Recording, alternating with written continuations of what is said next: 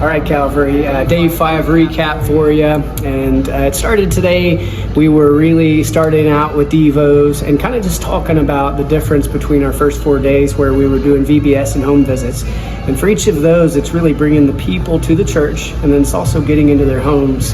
And what we really thought through is today was very different in that we were getting out in the community, very much more like what we're going to be doing at home, Calvary, in Glasgow, Kentucky, where we want to get out into the neighborhoods. We want to get out and be amongst the people and the challenges that presents. Sometimes easier to do things at church, easier to get into their homes because there's that expectation of what's going to happen. We're delivering the gospel.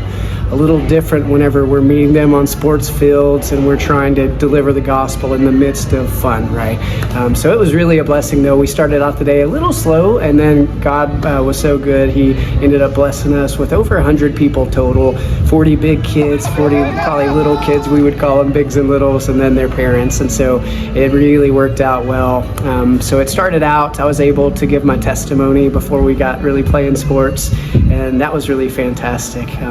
For me, just to get to talk to the youth and say, hey, listen, we're playing sports, but as with my salvation story, sports was kind of an idol to me. It was my therapy. But to be able to tell them, like, hey, listen, sports will only get you so much joy. You're going to lose games, you're going to get old and not be able to play anymore, and then what's left. And so giving a testimony to the kids there and just being able to talk to them and really having the parents listen. And I'm telling you what, God was so good. The kids were really paying good attention to us. It was such a blessing. So we then got to play some football with them, and I tell you what, they just light up as the Americans are out there playing goalie.